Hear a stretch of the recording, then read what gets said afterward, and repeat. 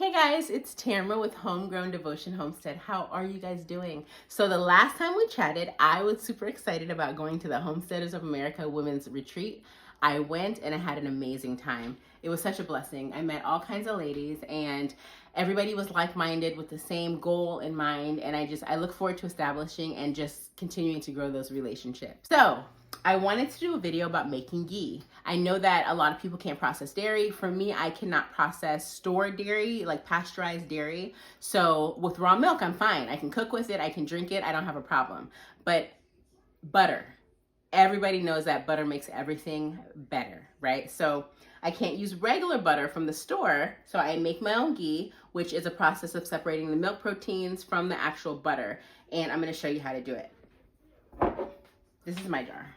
It's coming up empty. So this is the butter that I use, grass-fed butter. I got this, it's 95% grass-fed.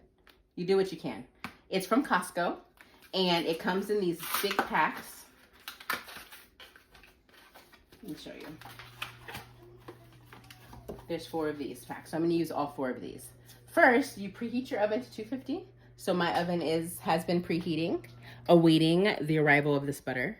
So you preheat your oven for 250, and then you are going to place your butter, your sticks of butter in the pan, the baking pan. Let's get this in here.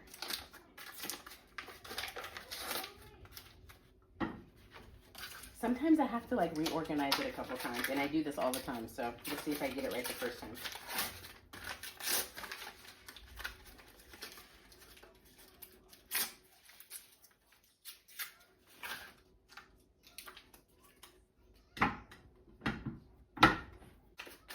While I'm doing this, if you guys like my content and are just excited about what I'm being led to do, can you please like and subscribe?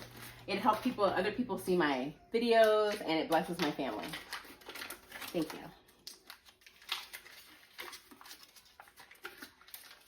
Okay, I have my butter in the pan. I'm gonna put this in the oven at 250 for an hour. Set my timer because life. There we go. I'll come back and show you what it looks like when it's done. This is what it looks like fresh out of the oven. So at 250, I put it in for 1 hour. You see how the bottom is the milk proteins? The top layer is gonna harden, so we're gonna let it sit for about 30 minutes, 45 minutes, and then I'll show you how I strain it. So our butter or our ghee is outside of the oven.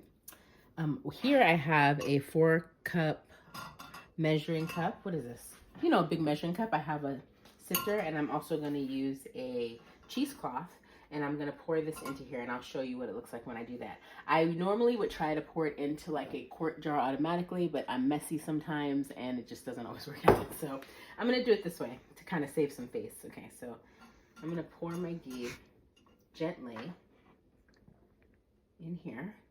The key, if you can see on here, is to keep the milk solids into this baking container. You see how it's separate?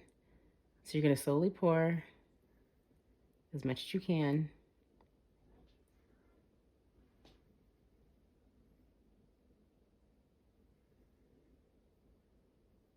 Some people just pour all of this into the cheesecloth, which you probably could do. I just don't like that personally, but you figure out what's best for you. Okay, so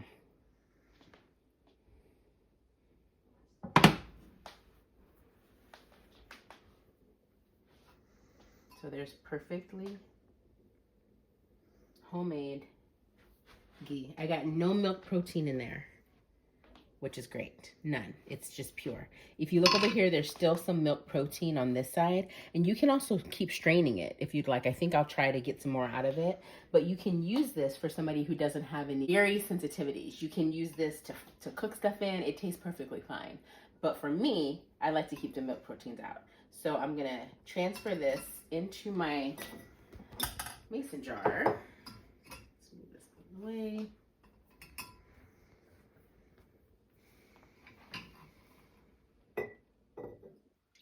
Ghee can be kept room temperature. I like to use it for my bulletproof coffee every morning, so it's easier for me if it is room temperature, but it can also be put in the refrigerator. So this is my, look at that, I got almost a quart jar of ghee.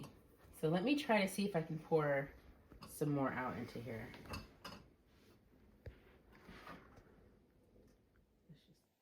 So I tried to strain the milk proteins out using the cheesecloth and the sifter. Did not work, but as I have it in this cup, you can see how it's separate. So the milk proteins are at the bottom, the ghee is on the top, the clarified butter is on the top. So I'm gonna try to pour some more into my mason jar.